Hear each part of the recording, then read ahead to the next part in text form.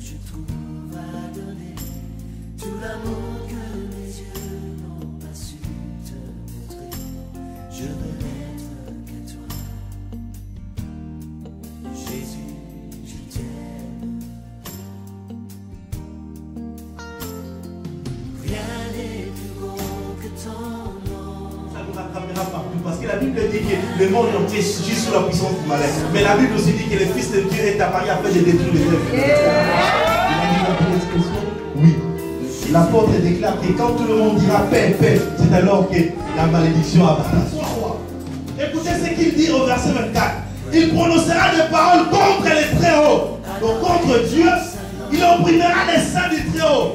Il opprimera le piété. Il n'y a plus de vérité. Il n'y a plus de justice. Le pouvoir de Dieu. Je veux porter et laver à ta croix les pensées de mon cœur dans le cœur de tes doigts. Je veux n'être qu'à toi. Jésus. Alléluia. Dans son palais, tout s'écrit. Dans son palais, tout s'écrit. Dans son palais, tout s'écrit. Seigneur. Amen. Je rendrai au chant, allez s'asseoir. Il n'y a plus beaucoup de temps.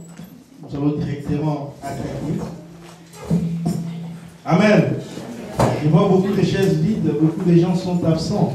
Pourtant hier, je me suis mis la peine d'appeler et sensibiliser. Alléluia. Amen. Oui, les temps sont durs, les temps sont difficiles pour tout le monde. Voilà pourquoi notre Dieu veut encore nous rappeler quelque chose ce matin. Amen. À ses saints, à ceux qu'il aime, à ceux qu'il a choisis. Il y a une différence entre les appelés et les élus, entre un appelé et un élu. Il y a beaucoup d'appelés, a dit le Seigneur, mais peu d'élus, très peu d'élus. Si on pouvait même les compter, on les compterait. Amen. Oui, on peut les compter dans une assemblée, les élus. Les élus sont ceux-là qui n'abandonnent jamais, qui ne renoncent jamais. Qu'il pleuve ou qu'il neige, ils sont toujours là. Alléluia. On les reconnaît. C'est eux les élus. Alléluia. Les heureux et les heureuses élus pour le mariage de l'époux. Toute cette semaine,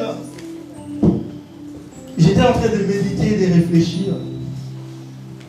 Parce qu'il a fallu que ce dimanche nous parlions de quelque chose qui était important pour l'institution ecclésiastique ou pour la liturgie de l'Église. Mais tout à coup, le Saint-Esprit a bouleversé mes pensées.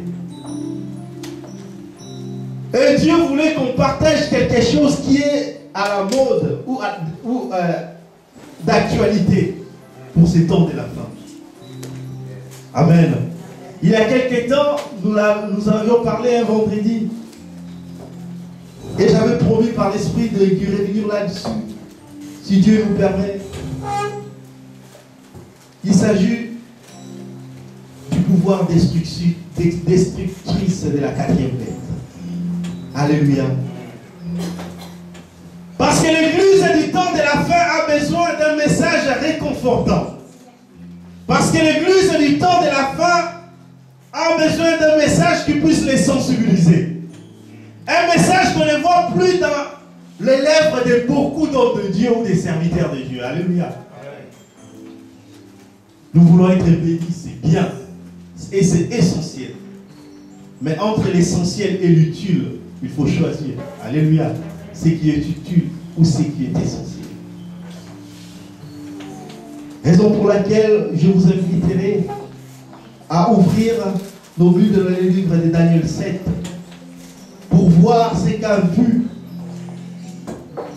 ce monsieur que j'appellerai le Jean de l'Ancien Testament. Parce que moi, le livre de Daniel, je l'appelle l'Apocalypse de l'Ancien Testament. Gloire à toi, Dieu d'Israël, toi qui règnes au-dessus de toutes choses, toi qui nous as établis et nous as prédestinés depuis le commencement des temps. Tu as voulu que ce matin nous puissions parler éternel de ta part. Raison pour laquelle je vais moi-même m'asseoir, éternel Dieu, spirituellement, et te laisser parler. Parce que j'ai besoin d'écouter, Seigneur, de voir mes erreurs, afin qu'éternel Dieu, chacun de nous puisse comprendre ce que tu nous veux. Et là où nous devons faire attention. Les paraboles, éternel Dieu, c'est pour la multitude. Mais l'explication des paraboles pour le poignée de disciples que tu as choisi. Les mystères, c'est pour la multitude. Mais la révélation des mystères, c'est pour le poignée de disciples que tu as choisi. Des choses cachées, c'est pour la multitude. Mais les choses révélées, c'est pour le poignée, pour nous et pour nos enfants. Seigneur, parle-nous ce matin. Parle bien de ton esprit. Au nom de Jésus-Christ, notre Seigneur et Sauveur. Ainsi donc nous avons prié par le Saint-Esprit. Amen. Nous pouvons acclamer très fort pour la parole de Dieu qui va sortir ce matin.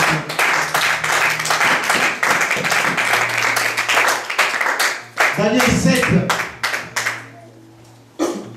à partir du premier verset. Et si l'Éternel nous permet, nous continuerons petit à petit. Mais c'est lui qui lira avec force et on pourrait s'arrêter un peu plus loin. Nous commençons au premier verset. Quelqu'un peut lire la parole de Dieu avec force? Oui. Daniel 7. Allez. Amen.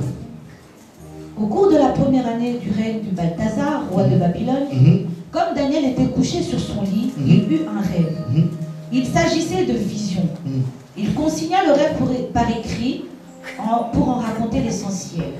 Voici le récit de Daniel, au verset 2. Au cours de mes visions nocturnes, je regardais et voici que les 4 vents du ciel agitaient la grande mer. 4 bêtes énormes, différentes les unes des autres, surgirent de la mer. La première ressemblait à un lion, avec des ailes d'aigle. Tandis que je la regardais attentivement, ses ailes lui furent arrachées. Elle fut soulevée de terre et dressée sur ses pieds comme un homme. Un cœur humain lui fit donner. Et voici que surgit une deuxième bête, ressemblant à un ours. Elle était dressée sur un côté et tenait de sa gueule 3 côtes entre ses dents. J'entendis qu'on lui disait: debout, mange beaucoup de chair. Après cela, je continuai à regarder et je vis un autre animal qui ressemblait à un léopard, avec 4 ailes d'oiseau sur le dos et 4 têtes. Le pouvoir lui fut donné. Après cela, dans mes visions nocturnes, je vis surgir une 4e bête, effrayante, terrifiante et d'une force extraordinaire. Elle avait d'énormes dents de fer. Elle dévorait, déchiquetait, piétinait, et qui restait de ce qui restait de ses victimes. Elle était bien différente des bêtes qui l'avaient précédée. Elle avait aussi 10 cornes. J'observais ses cornes et voilà qu'au milieu d'elle surgit une corne plus petite. Attendez, s'il vous plaît. Nous allons remarquer au passage que les 3 bêtes ressemblent à quelque chose, mais la 4e bête n'a pas de ressemblance. Elle est juste terrible et épouvantable. Amen. Nous pouvons continuer. Allez, je reprends au verset 7. Après cela, dans une de mes visions, je vis surgir une 4e bête, effrayante, terrifiante et d'une force extraordinaire. Elle avait d'énormes dents de fer. Elle dévorait, déchiquetait et piétinait ce qui restait de ses victimes. Elle était bien différente des bêtes qui l'avaient précédée. Elle avait aussi 10 cornes. J'observais ces cornes et voilà qu'au milieu d'elles surgit une autre corne plus petite. 3 des premières cornes furent arrachées devant elle. Sur cette corne, il y avait des yeux ressemblant à des yeux humains et une bouche qui parlait avec arrogance. Je regardais encore, pendant qu'on installait des trônes, un vieillard âgé de très nombreux jours prit place sur l'un d'eux. Son vêtement était blanc comme de la neige et ses cheveux étaient comme la laine nettoyée. Son trône embrassé de flammes de feu avait des roues et de feu ardents. Un fleuve de feu jaillissait et coulait devant lui. Nous allons nous arrêter au verset 10. Et des millions d'êtres le servaient, et des centaines de millions se tenaient devant lui. La cour de justice prit place, et l'on ouvrit des livres. Alléluia. Amen. Alléluia. Amen. Amen. Alléluia. Amen. Dis, Seigneur, parle-moi. Seigneur, parle-moi. Nous venons de lire le livre de Daniel. Et au chapitre 7, déjà avant de commencer, je vais souligner que Daniel, c'est un contemporain des prophètes Jérémie et Ézéchiel.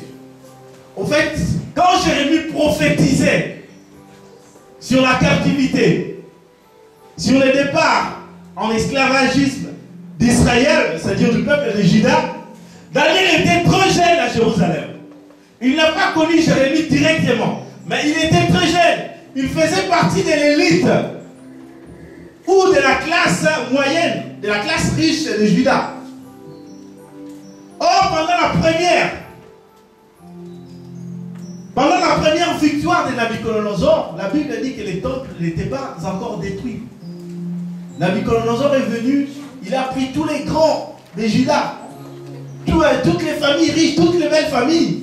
Il a dit au roi de Juda, je veux que toutes les personnes de belles familles partent avec moi à Babylone. Alléluia. C'était pendant ce temps-là que Daniel, tout jeune, était amené à Babylone.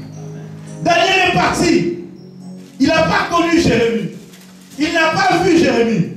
Mais si vous regardez plus loin, Daniel se met à consulter les livres de Jérémie pour voir que ça devait couler 70 ans entre le départ de la captivité d'Israël et le moment où la révélation du Seigneur devait commencer à apparaître sur les temps de la fin. Alléluia. Amen. Je veux que tu sois attentif ce matin. Que l'enfant ne te dérange pas. Parce que les choses sur lesquelles je vais parler sont des choses très très importantes. Qui concernent l'Église et surtout l'Église du temps de la fin. Amen. Daniel avait un don de vision. Nous connaissons bien, c'est à cause de ces dons que Nabuchodonosor a fait appel à lui.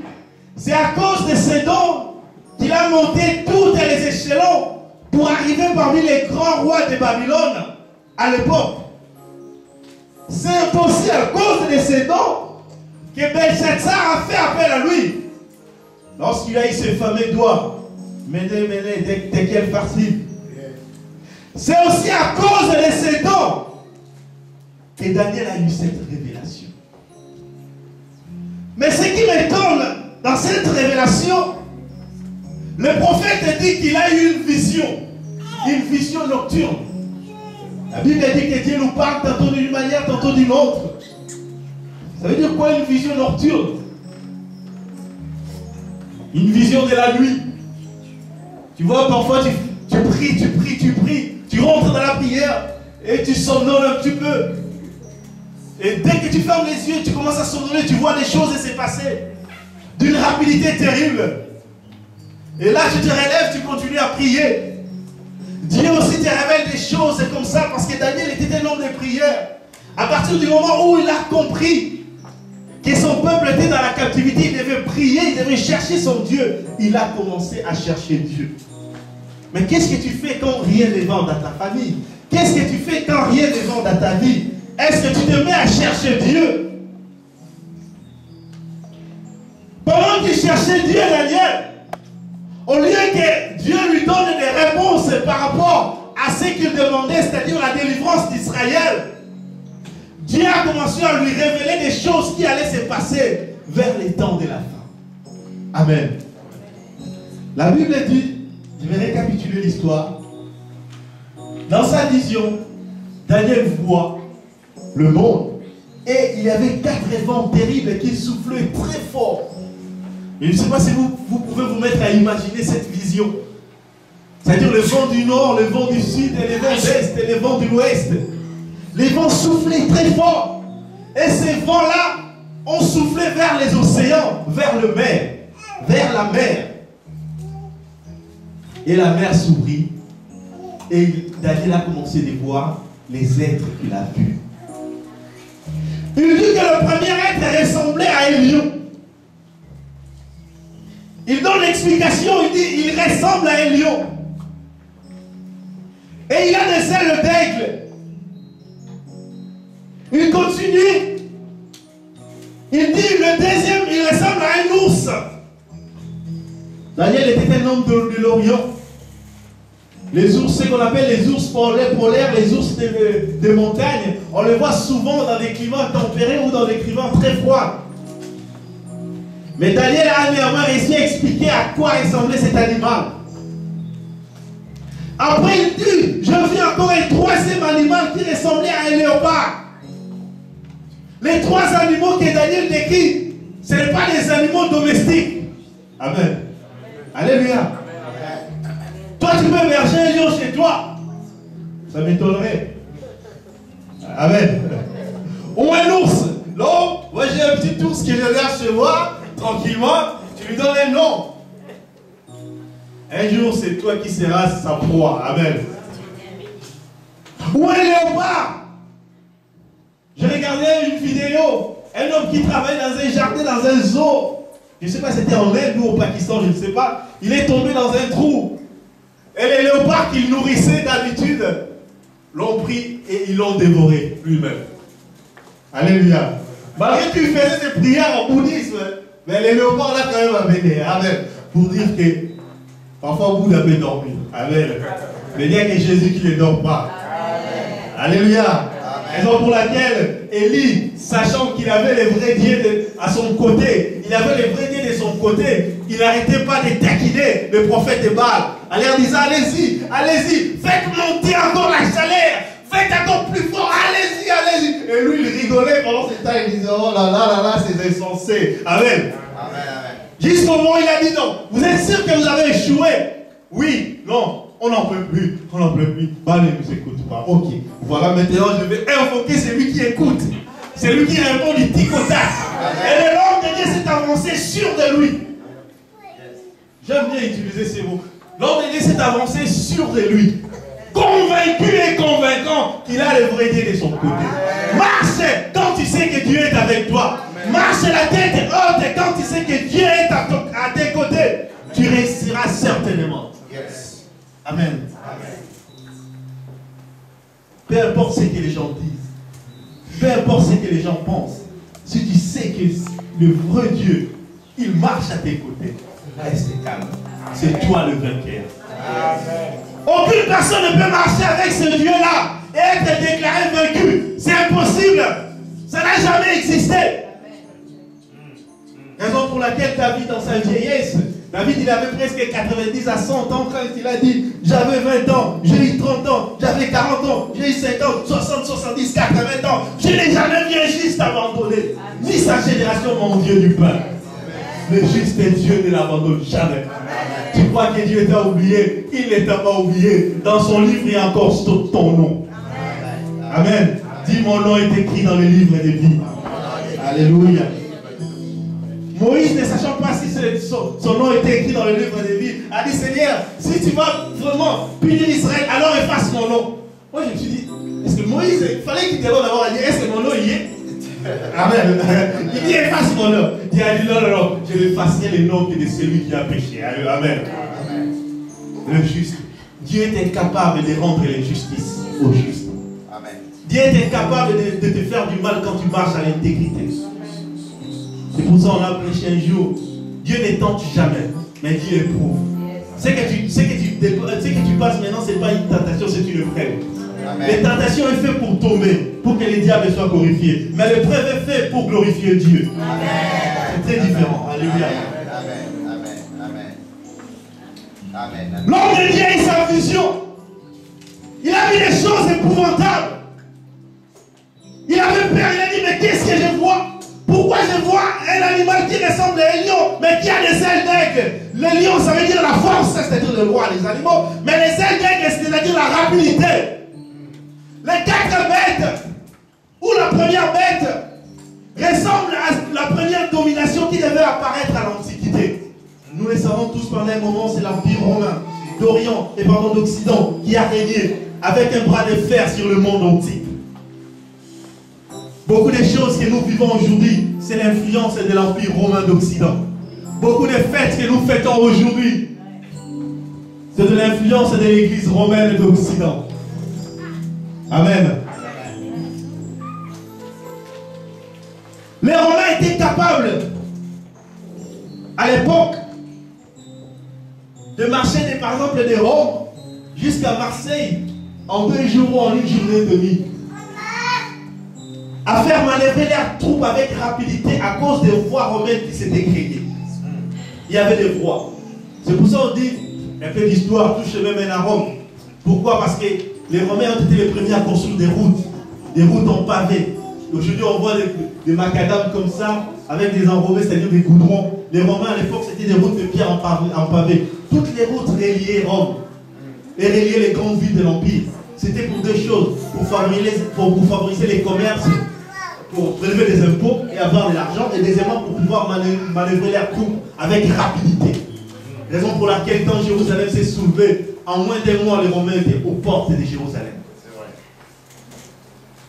Voilà la force du lion et la rapidité avec des ailes d'aigle pour aller très loin, le plus loin possible. Et il y a eu très peu d'empires, très peu de royaumes qui ont dominé le monde pendant près de 800 ans. Parce que les Romains ont dominé le monde pendant près de 800 ans. Raison pour laquelle, à la chute de l'Empire romain, nous sommes passés de l'Antiquité au Moyen-Âge. On parle d'histoire, Antiquité, Moyen-Âge, temps moderne, époque. Donc les temps ont changé avec la chute de l'Empire romain. Or, cet empire ressemblait à ce que les prophètes avaient déjà vu. Dieu ne pouvait pas lui dire, attention, mais non, ça sera ça. Mais Dieu te montre les choses, parfois avec des signes ou des paraboles. C'est à toi d'interpréter cela. Et Dieu va lui dire que les 4 bêtes que tu as vues, ce sont des royaumes. Alléluia. Amen. Mais la première bête ne nous intéresse pas. Parlons de la deuxième. La deuxième, c'était un ours. L'ours aussi a une force terrible. C'est un animal qui guette dans les montagnes. Il aime bien rester là où il fait froid. L'ours aussi a une force terrible. Il y a eu un deuxième royaume qui a régné sur la terre après l'Empire romain. Peut-être on ne connaît pas beaucoup. Alléluia. Il y a un empire, on n'en parle pas beaucoup, qui a régné sur le monde avec rapidité. Et cet empire est arrivé jusqu'en Hongrie. C'est l'empire mongol. On l'appelle Gengis Khan. C'est un empire qui est arrivé depuis la Chine jusqu'aux portes de la Hongrie. Avec une rapidité terrible. Cet empire a gagné tous les combats. Et je dis bien tous les combats. L'empire mongol semait la terreur là où elle passait. Les guerriers mongols, c'était les guerriers les plus redoutables de l'époque. C'était des gens qui n'avaient pas de pitié. Quand ils débarquaient dans une ville, ils saccageaient tout. Alors les gens fouillaient. Ils fouillaient comme ils pouvaient. Alléluia. Amen. Mais la deuxième bête ne nous intéresse pas. Parlons de la troisième bête. Qui a une tête de léopard. Et cette bête a 4 ailes. Qui la permet de se déplacer rapidement. Quelqu'un peut me dire, au moment où nous sommes, à quoi ressemble cette troisième bête? Qu'est-ce que signifie le léopard avec 4 ailes d'aigle? À quoi ça ressemble? Alléluia. C'est encore un empire. C'est encore une civilisation qui règne aujourd'hui avec un bras de fer. Amen. Qui s'envole partout, qui a des antennes partout, qui écoute tout le monde. Même les présidents d'autres pays, ils les écoutent, ils s'en foutent. Ils font ce qu'ils veulent. Et personne n'a le droit de les arrêter. Alléluia. Amen. Mais la troisième bête ne nous intéresse pas non plus. Yes. Parlons de la 4e bête. C'est celle qui nous intéresse. Amen. Alléluia. Amen. Je vais décrire la 4e bête. Après cela, j'ai regardé. Pendant que lui, il a vu les 3 bêtes, il continue à regarder. Le prophète était curieux. Il voulait savoir qu'est-ce qui allait se passer. Yes. La Bible dit, j'ai regardé pendant que... Non, bien avant. Après ça, j'ai regardé pendant mes visions nocturnes. Et voici, il y avait un 4e animal. Pendant qu'il croyait qu'il en avait 3, or il y en avait aussi un 4e. Terrible. Et épouvantable. Ça veut dire quoi épouvantable? Les littéraires. C'est quoi les synonymes d'épouvantable? Qui sème l'épouvant. Voilà. Et c'est une bête qui est effrayante, qui sème la terreur. Une bête qui n'a pas de nom. On ne peut pas les comparer à un ours, à un, je ne sais pas à qui. Mais c'était une bête effrayante. Je ne sais pas ce qu'il a vu, Daniel. Pourquoi il ne nous a pas dit à quoi ressemblait cette bête?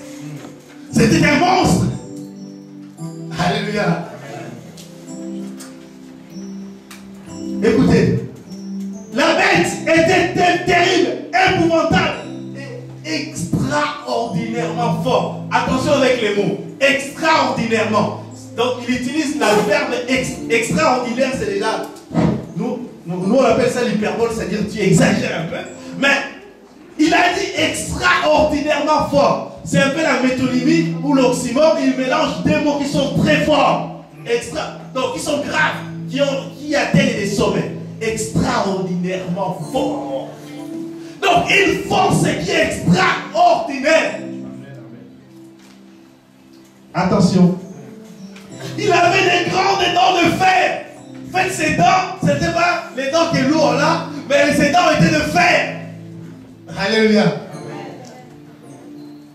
Écoutez, maintenant, là c'est pas moi qui ai écrit la Bible. Là, c'est la description du prophète. Il mangeait, brisait, c'est-à-dire il mange. Quand il finit de manger, il fait quoi? Il brise. Et quand il finit de briser, il fait quoi? Il foule au pied ce qui reste.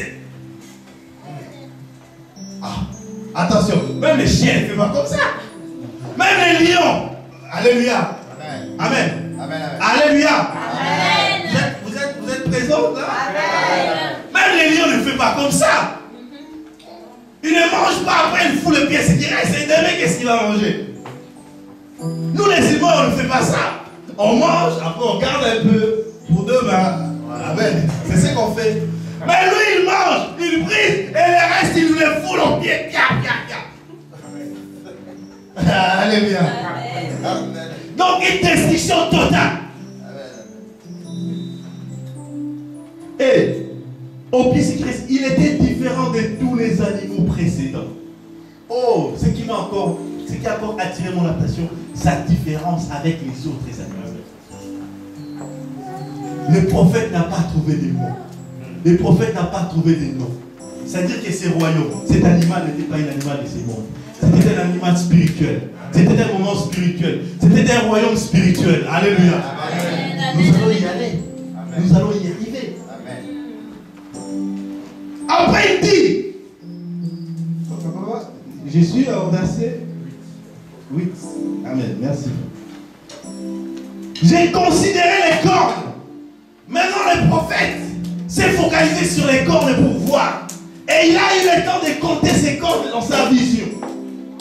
Parce que Dieu nous donne quand même l'intelligence.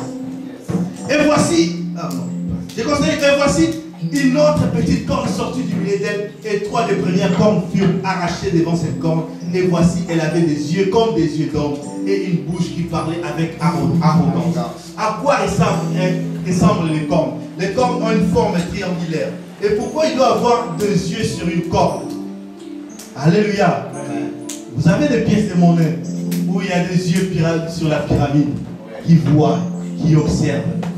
Et cette corne avait des yeux et une bouche qui profanait des paroles d'arrogance. Alléluia. Mais pourquoi cette bête?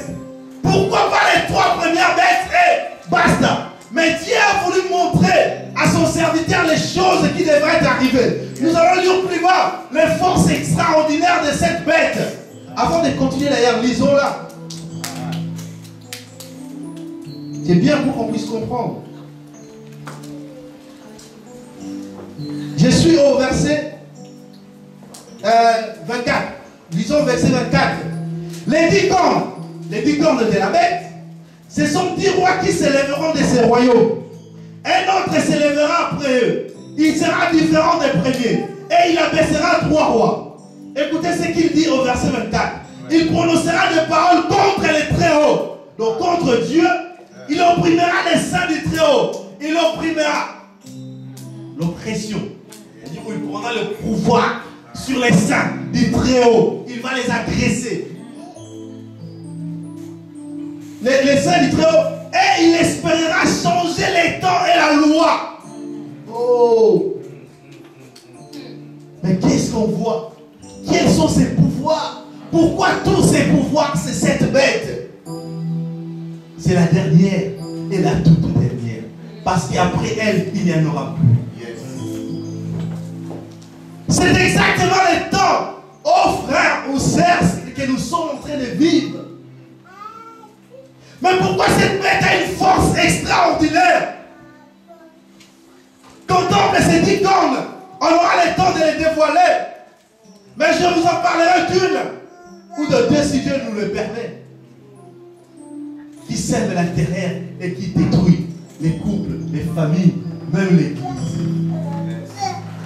Alléluia. Amen. La bête avait des pouvoirs et tout ce qu'il a amené avec elle, les destructions. Le monde qu'on a vécu à l'époque, ce n'est pas celui qu'on vit aujourd'hui. Les choses que les gens ont vues à l'époque, ce ne sont pas les choses que l'on voit aujourd'hui. À l'époque, les gens n'avaient pas Internet, mais ils faisaient quand même de l'homosexualité.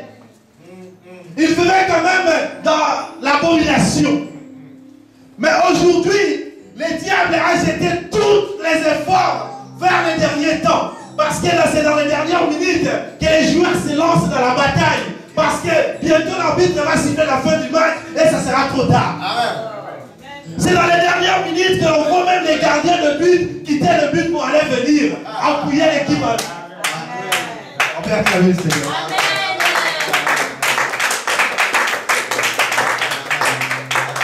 Le diable a même préparé des appuis s'il le faut. Parce qu'il faut faire tomber les saints des saints. Il faut faire tomber les saints du Dieu très haut. Une guerre a été déclarée contre les saints. Yes. Ça c'est vrai. Il aura le pouvoir de les opprimer. Mais qui lui a donné ce pouvoir d'opprimer les saints? Oh. Alléluia. Je vous dis une chose. Quand je lis ce passage, je me suis dit, ceux qui franchiront le port de la Nouvelle Jérusalem seront vraiment les vainqueurs. En fait, ça ne sera pas tout le monde. Je vous l'ai dit. Comme on est là, ce n'est pas tout le monde qui partira. Je me suis dit moi-même, Seigneur, je comprends que non, je risque de tomber face à ce pouvoir.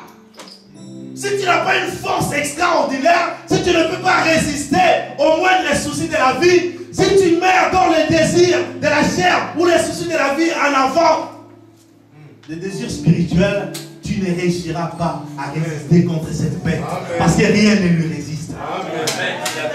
Amen. Mais quelle force extraordinairement forte. Qui foule aux pieds, il mange, il boit, et le reste il les foule aux pieds. Avec une corne, une toute petite, mais qui a des yeux et une bouche qui profane de n'importe quoi, qui profane l'arrogance, qui sème la terreur, qui blasphème contre les dieux très saints, contre le nom de l'autre Dieu, qui dit que oui, vous pouvez faire marier les homosexuels. D'ailleurs, dans la Bible, rien n'est exact. La Bible ne précise pas s'il faut le faire marier ou pas. Oh, Dieu dit que tu n'épouseras jamais et tu ne prendras jamais un homme comme tu ne coucheras jamais un homme comme on couche avec une femme. C'est écrit dans le livre de Lévitique. Et ces gens-là, ils ont l'arrogance, avec leur intelligence de la théologie, venir nous dire qu'il ne faut pas marier les... Alléluia. La profanation du Saint-Esprit. Moi, ça ne m'étonne pas que ce soit les gens qui ouvrent la Bible et qui en parlent. Au fait, c'est temps de la fin. C'est un temps où même celui qui fait le miracle, vous ne comprendrez pas. Il ne franchira pas les portes de Jérusalem alors qu'il faisait des miracles au nom de Jésus. Amen. Amen. Amen. Amen. Un homme de Dieu a dit, mais c'est quoi ce type de miracle? Il s'est vanté en disant, regardez, pendant la prière, il y a eu de l'huile sur les mains des gens. Et moi, je me suis posé la question. Je dis, alors, après l'huile, qu'est-ce qui s'est passé? Est-ce que ces gens-là, ils se sont repentis, ils ont cru en Jésus? On les a dit qu'ils ne commettaient pas l'impudicité, sans laquelle personne ne franchira les portes de la Nouvelle Jérusalem. Amen. messages du temps de la fin, les 5 messages d'actualité, c'est de réveiller le peuple de Dieu et de leur dire que Jésus revient bientôt. Amen. Amen. Et même moi qui prêche, si je ne suis pas prêt, je reste avec la prédication, avec le miracle. Et avec mes vestes. Alléluia. Amen.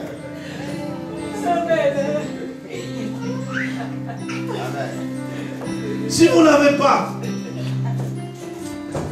la grâce de Dieu, ou si vous n'êtes pas un élu, je vous le dis franchement, vous tomberez, car rien ne résistera à cette vie. Après, je vous dirai, ce sont qui les élus? Le pouvoir de la terre. Une bête épouvantable. Elle sème la terreur quand elle passe. Il y a eu la terreur dans le monde. À l'église, nous avons dit que nous étions à l'abri. Oh, quand les choses ne vont pas, je vais fils et Jésus. Oh, Jésus, à l'église est Tchobo. Mais le diable nous a suivis jusqu'à dans l'église. Alléluia. On avait dit que quand on était à l'église, les saints des saints, c'était le ministère. Là où siégeaient les hommes de Dieu, c'était infranchissable. Là, c'était un mur de fer. Mais le diable nous a suivis jusque-là. Il y a des pasteurs qui prêchent, ils sont sorciers. Ils utilisent la magie pour faire des miracles, pour attirer une foule. Ils sont foulés aux pieds par la 4e bête. C'est comme ça qu'ils sont foulés aux pieds. C'est la bête qui sème la destruction. Même un lion, à un moment donné, il peut se rassasier et laisser d'autres. Même un léopard peut se rassasier et en laisser. Même l'ours peut se rassasier. Mais c'est quoi cette bête qui fout le pied? Donc si qu'elle ne peut pas en manger, elle est détruite quand même.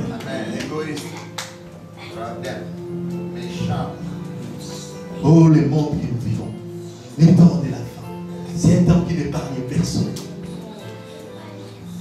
Nous sommes dans un temps, il faut connaître les choses de Dieu. Il faut être ancré dans la loi. Il faut être comme dans la génération de Noé. Dieu a dit à Noé, Noé, construis-moi l'arche car j'ai envie de détruire cette terre. Il n'a pas dit à Noé, comme j'ai dit l'autre jour, où tu trouveras les gens pour t'aider. Prends les haches que je t'ai données pour couper les arbres. Fais ceci, fais cela. Il a juste dit à Noé, tu vas construire l'arche avec le bois de coffret. C'est tout. C'était à Noé maintenant d'avancer. Je vous dis une chose, il y a la part de Dieu, il y a la part de l'homme. Dieu te dit les choses, mais toi aussi tu dois faire ta part. Amen. Ta part c'est quoi? C'est de prier sans cesse et de rester au pied du Seigneur. La Bible dit que personne ne résistera à cette bête s'il n'est pas ancré profondément dans la prière. Amen. La 4e bête, c'est celle qui amène le vent aussi. Comme l'a dit l'homme de la cupidité. Les gens maintenant ont l'argent plus que Dieu. Moi-même, je me suis remis en question. J'ai dit, Seigneur, si je vais travailler, c'est juste pour nourrir ma famille ou je cherche à m'enrichir. Parce que j'ai compris une chose, que plus tu cherches à t'enrichir, plus tu t'éloignes de Dieu. Yes. Alléluia. Yes. Raison pour laquelle Paul a dit à Timothée, dis aux riches de l'église de ne pas se confier à leurs richesses. Amen. Amen.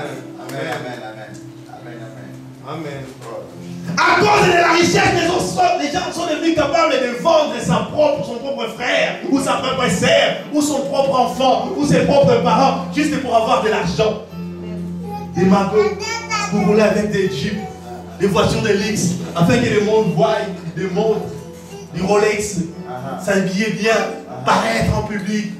C'est ça que l'humain veut faire. C'est ça que l'humain veut faire croire. Ils vendent les autres. Il y a des gens qui meurent de faim à côté. Ils s'en foutent totalement. Or, la première mission de l'Église, j'ai compris que la première mission de l'Église, c'était d'abord l'œuvre sociale. Parce que l'Église, la Bible dit que les gens vendaient tout ce qu'ils avaient. Ils les déposaient les richesses au pied des apôtres. Les apôtres les regardaient et en fonction de ça, ils essayaient de résoudre les problèmes de chacun. Mais cette mission de l'Église a été perdue, ça fait longtemps. Je ne sais pas moi quand. Il y a très peu d'églises qui exercent la conception des dieux les pauvres.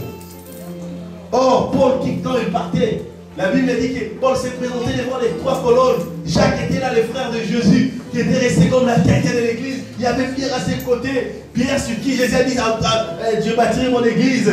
Et il y avait Jean qui a dormi sur la poitrine de Jésus. Les 3 ont dit à Paul, on t'autorise à parler de Jésus. On t'institue dans l'apostolat. Mais sache-le bien, souviens-toi des pauvres de l'église.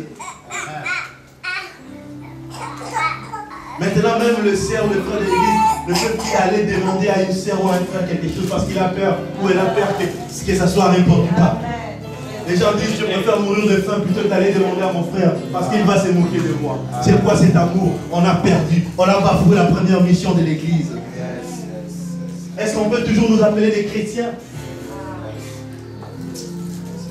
Où est l'église d'Antioche? L'église unie.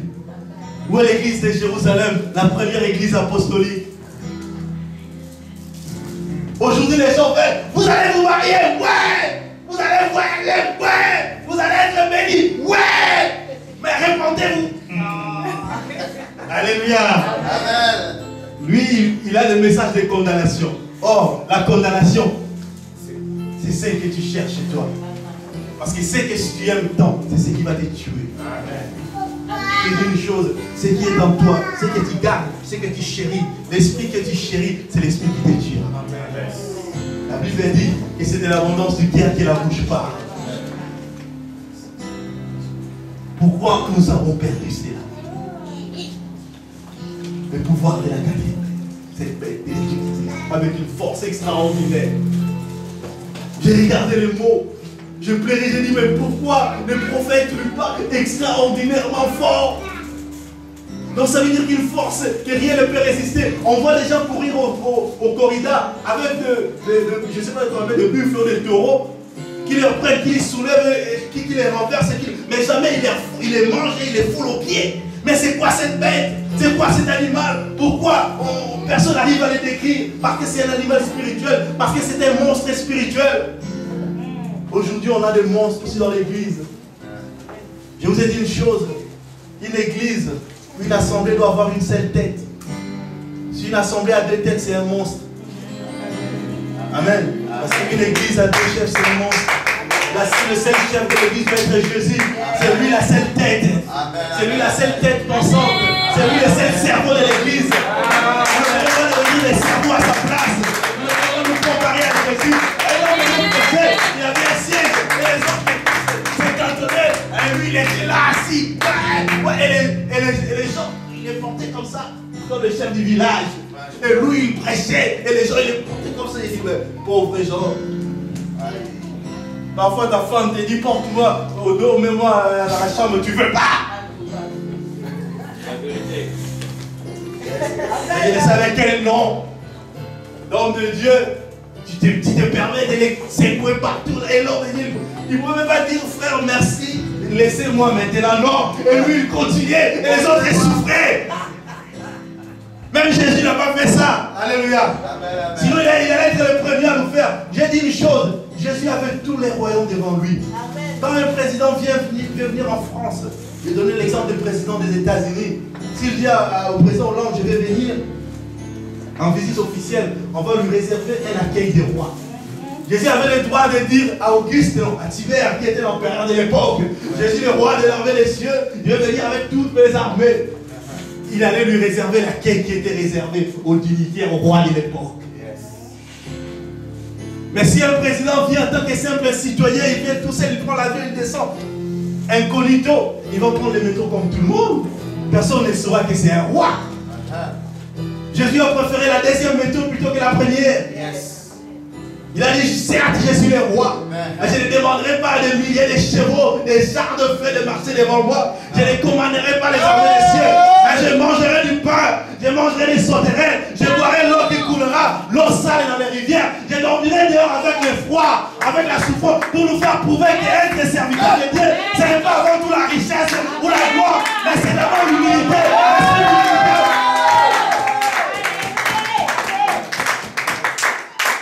Le pouvoir de la 4e bête, l'orgueil, l'arrogance.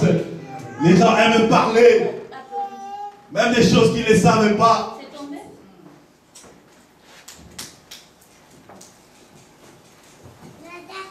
Alléluia.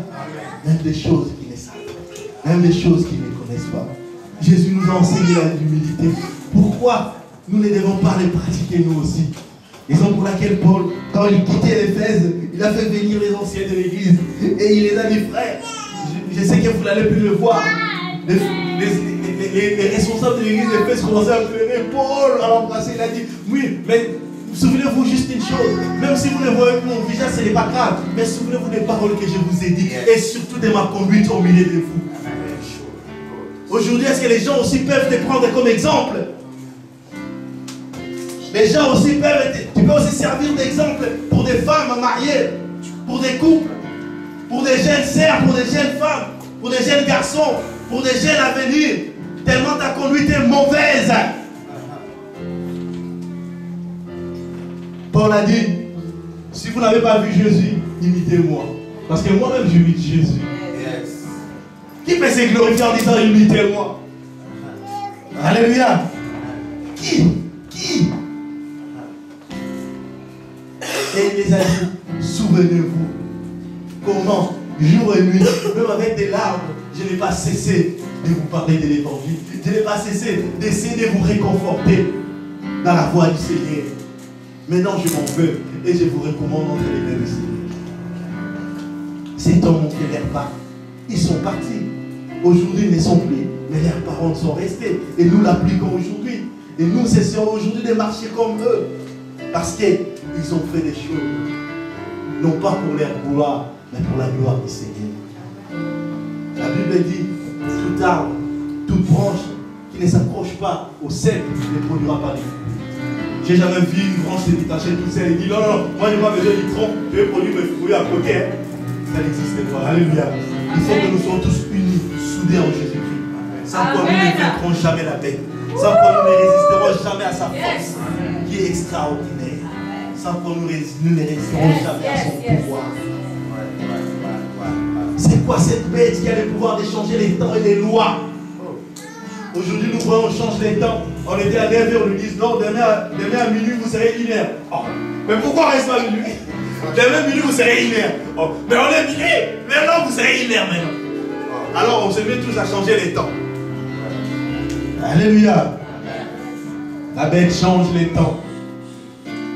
Elle a le pouvoir de modifier l'horloge. Dire qu'à 11h, on est 12h. Et changer les lois.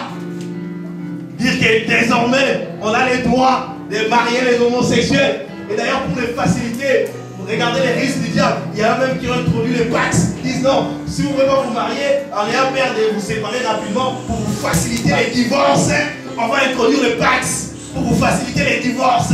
Dieu a introduit le mariage, Dieu n'a pas prévu le divorce. On entre dans les mariages, non pas pour en sortir, mais pour en rester. Le mariage, c'est une alliance. C'est un contrat de partenariat. Et comme tout contrat de partenariat, il faut une fidélité entre les deux partenaires.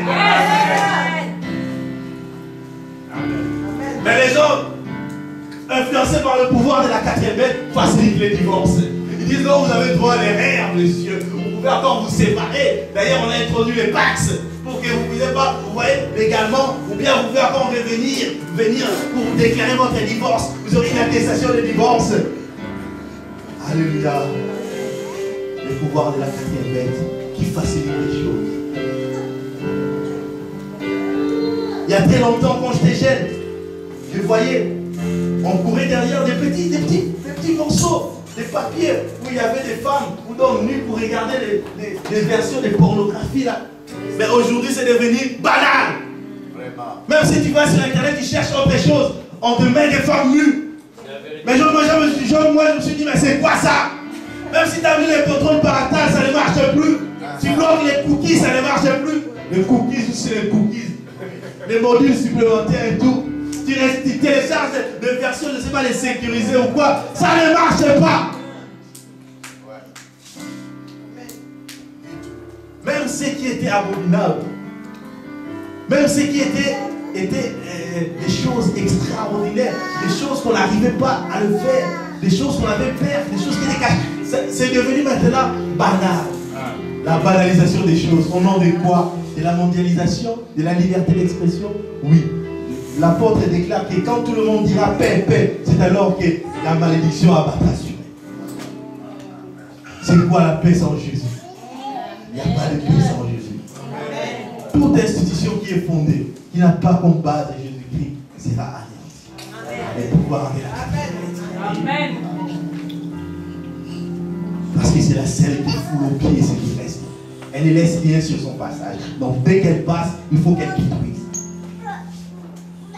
Comprenez qu'il y a beaucoup des assemblées qui sont détruites. Il y a beaucoup de familles qui sont détruites parce que la quatrième bête est passée par là. La femme ne veut plus écouter. L'homme ne veut plus écouter. Il n'y a plus de vérité. Il n'y a plus de justice. Le pouvoir de la quatrième.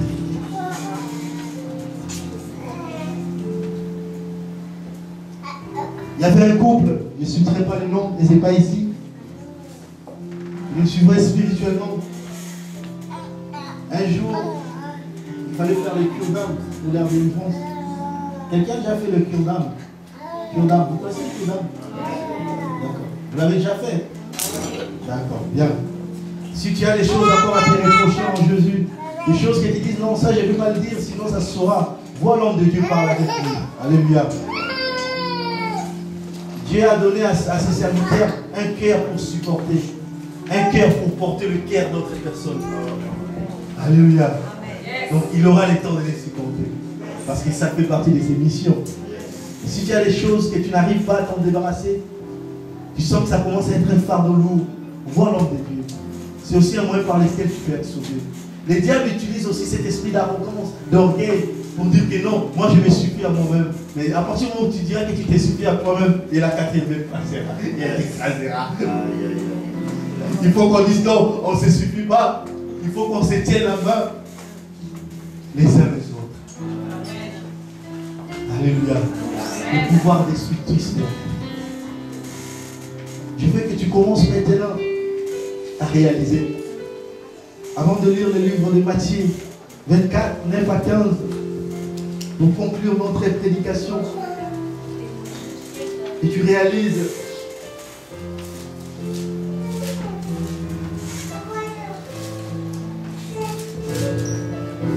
en quoi tu ne peux pas résister à cette force surhumaine qui passe et qui détruit tout sur son chemin. Et tu réfléchis un petit peu en disant, est-ce que je suis un élu ou je suis qu'un appelé? Parce que l'élu, c'est celui qui ne renonce jamais. L'élu, c'est aussi celui qui a toujours un cœur d'humilité, un cœur d'apprendre, un cœur de chercher, et un cœur d'obéir. Et surtout, un élu, c'est celui qui ne se lasse jamais à prier. C'est comme si tu allais dans un chemin sans issue, tu te retrouves qu'il n'y a pas de sortie, et du coup on te montre un chemin en te disant la prière, c'est la seule issue que tu as. Il faut qu'on commence à considérer la prière comme la seule issue. C'est la raison pour laquelle Jésus nous a dit que c'est donc ceux qui persévéreront, ce sera ceux qui prieront. Parce que plus tu pries, plus tu auras la foi. Et plus tu auras la foi, plus tu auras l'espérance. Et plus tu auras l'espérance, ça produira en toi la persévérance. Dans la prière, dans la méditation, dans la sainteté des vies aussi. Il y a eu un frère dans un pays, la majorité musulmane, qui voulait être répandu parce qu'il était chrétien. Cet homme, avant, il était dans la tristesse. Mais un homme de Dieu s'est approché de lui et a dit, mon frère, Dieu me dit, réjouis-toi, non pas de ce que ces gens vont faire de toi, mais tout de suite après, là où tu iras. Et le monsieur a vu directement son visage sourire. Il a dit au revoir à sa famille. Et il a lui-même tendu les coups à ses yeux en disant, je vais partir là. Allez, faites vite, parce que les temps presse. Il faut que j'aille au rendez-vous, oui, on m'entend de l'autre côté. Alléluia. Il y a encore un, il s'appelait Ilias. Cet homme vers les années 110, un fervent disciple des apôtres Pierre, Jean et Paul. Ilias a connu Paul petit, parce que Ilias a été élevé dans la famille chrétienne, dans la foi chrétienne. Quand Paul et Barnabas prêchaient à Antioche, Ilias était encore jeune. Il Ignace a vu Évodius, le disciple plein de pierre, se faire consacrer évêque de l'église d'Antioche. Et quand Évode est mort, Ignace a pris la charge de l'église. Il a dirigé l'église avec sainteté et humilité. Et quand la persécution est arrivée, Ignace a été arrêté. Et il allait être livré aux bêtes pour mourir en Rome. En partant pour Rome, il écrivait aux églises et les réconfortait. Et aux Romains, aux chrétiens de Rome, qui disaient non, on doit intervenir auprès des autorités. Il les a dit, mais non, laissez-moi, pourquoi vous voulez intervenir? Pourquoi vous voulez me faire rater ces rendez-vous-là? Laissez que les bêtes mangent tout de moi, jusqu'à mes os. Comme ça, je vais disparaître complètement. Je ne veux même plus qu'il n'y ait aucune trace de moi pour apparaître saint devant cet homme. C'est cet homme qui a compris le pouvoir de la quatrième bête. Et c'est là qu'il résiste. La quatrième bête, c'est celle-là qui sèmeront la terreur. Et si tu as peur de la mort, il y a des années qui vont venir. Surtout si tu ne pars pas en enlèvement, il faudrait accepter de mourir pour Jésus. Parce que le mal arrive. L'abomination de la désolation arrive. Il y aura un moment où on dénoncera les chrétiens dans les maisons. Serais-tu prêt? Il y a un frère qui m'a dit, on était ensemble en train de prier, et dans une vision, on a montré que quelqu'un était à genoux de prier. Les gens sont venus, et on lui a coupé la tête. Il était mort. Quelqu'un a dit une vision. On a dit, tu as vu les noms du frère? Il a dit, oui, je l'ai vu. Le frère a dit, ok. Et quand il partait, souvent il attendait les gens l'appeler pour du frère. Vous voyez, dans la voix du Seigneur, il faut rester fort, il faut rester humble. Il a compris, ah donc c'est de moi qui cette vision s'agissait. Oui. Si Jésus te dit aujourd'hui, va prêcher en Irak, tu verras. Va prêcher en Jordanie, va prêcher, je ne sais pas, en Arabie. Parce que c'est là aussi, ce sont des hommes de Dieu. Il y a aussi des élus là-bas. Il faut qu'ils soient sauvés. Mais il faut des hommes de courage qui s'élèvent. Dieu qui les Seigneur en courage. Lisons le livre de Matthieu 24 avant de conclure. 9 à 15. Je vais lire rapidement. Alors on vous livrera au tourment, et l'on vous fera mourir, et vous serez haïs de toutes les nations à cause de mon nom. Alors ensuite plusieurs succomberont, et ils se trahiront, se haïront les uns et les autres. Lorsque le mal se développe, il y a aussi des traîtres qui rentrent. Amen. C'est dans le plan de Dieu. Dans le plan de Dieu, il y a des fidèles, et il y a aussi des traîtres. Alléluia. Il y a ceux qui ont des cœurs de pierre, c'est-à-dire des amis intimes, qui ne lâchent pas, qui malgré leur faiblesse, mais s'accrochent quand même. Il y a aussi qui ont les esprits des gens qui vont réconforter les familles et qui leur disent, non, on va aller sur place et on va voir ce qui se passe. Et il y a aussi ceux qui ont les cœurs de Judas, qui prennent leur argent et ils s'en foutent. Ils ne se soucient pas des autres. Tout ce qui leur plaît, c'est leur fond. Qu'ils mangent et qu'ils soient rassasiés. Pour les autres, ils s'en fichent complètement. Alléluia. Les traîtres. Amen. Est-ce que tu as été trahi par ton partenaire, par ton ami, par ton mari, par ta femme, par tes amis? C'est Jésus qui te trahira. Ces temps-là approche. Plusieurs faux prophètes s'élèveront et ils séduiront beaucoup de gens. On voit maintenant les faux prophètes s'élever de partout et ils séduisent un grand nombre avec des miracles là-bas. Moi j'ai dit, un miracle sans conversion n'est pas un miracle. Un miracle sans repentance, ce n'est pas un miracle. Ce n'est pas une démonstration de la gloire de Dieu, c'est une démonstration de la gloire des démons. Amen. Parce qu'en quoi Dieu s'est glorifié? La seule fois où Dieu fait une fête au paradis, c'est quand? Quand un péché s'est répandu. Il n'y a pas, Dieu là avait dit, il y a une grande fête. Si elle avait une foi. Amen. Jésus n'a pas dit ça. Sinon, tous les miracles que Jésus a fait, il y aurait des fêtes tous les jours. Mais il y a plutôt une grande fête car un péché a été. C'est ça les plus grands miracles. Partir du vol au service de Dieu. Partir de la prostitution, je ne sais pas, l'adoration ou au protocole. C'est ça les vrais miracles que Dieu veut faire voir. Et ces miracles, nous tous, on est capables de le faire. Le reste, ça peut accompagner en fait juste pour démontrer la gloire de Dieu. Amen. On n'en refuse pas, il faut que ça vienne. Mais que ça accompagne en fait la repentance. Que ça vienne soutenir cet esprit de repentance. La Bible a dit qu'il y avait Paulus, Sergius Paulus, qui était proconsul en Chypre. Et il y avait Bar Jésus qui était à côté de lui. Bar Jésus, c'était un magicien qui faisait des magies. Et les gens étaient étonnés par ce qu'il faisait. Mais quand Paul et Barnabas était en train de prêcher Sergius Paulus, Bar Jésus était là. Non pas pour faire sa magie, pour les contredire, mais il est en train de contredire les paroles de Dieu. Alors c'est ce qui fait la corne. Il prononce les paroles blasphématoires. Paul l'a regardé directement, il lui a dit, écoute, à partir d'aujourd'hui, je te déclare aveugle. Pendant 3 jours, tu ne verras pas. Et tu verras que quand je donnerai l'ordre. Et la Bible dit, immédiatement, il est devenu aveugle. Et cet homme-là, voilà ce qui est arrivé. Il a dit, non, il y a un Dieu en Israël, il s'appelle Jésus-Christ. Et il a cru. Voilà les tels miracles. C'est pas que les gens viennent nous faire des démonstrations de combien d'huile, des sacs de farine. Il y a un même qui fait sortir de l'argent. Or, quand on était petits, je connais un monsieur qui était en face de chez nous. Il allait chercher de magie, je ne sais pas où, et il sortait de l'argent comme ça. Il vomissait de l'argent. Mais je dis, mais c'est pareil. C'est exactement pareil. C'est juste que l'autre, il le faisait à l'extérieur, et le deuxième, il le fait à l'église. Ah, l'abomination de la désolation. Tout ce qu'on a fait à l'extérieur, ça nous a rattrapés. Ça nous rattrapera partout. Parce que la Bible dit que le monde entier gît sous la puissance du malin. Mais la Bible aussi dit que le Fils de Dieu est apparu afin de détruire les œuvres. Et parce que l'iniquité cessera plus, la charité du plus grand nombre se refroidira. Et je vais s'arrêter là. Mais celui qui persévérera jusqu'à la fin sera sauvé. Celui qui persévérera jusqu'à la fin sera sauvé. Tu vas te lever avec ces mots. Celui qui persévérera jusqu'à la fin sera sauvé. Celui qui persévérera jusqu'à la fin sera sauvé. Celui qui persévérera jusqu'à la fin sera sauvé. Celui qui persévérera jusqu'à la fin sera sauvé. Celui qui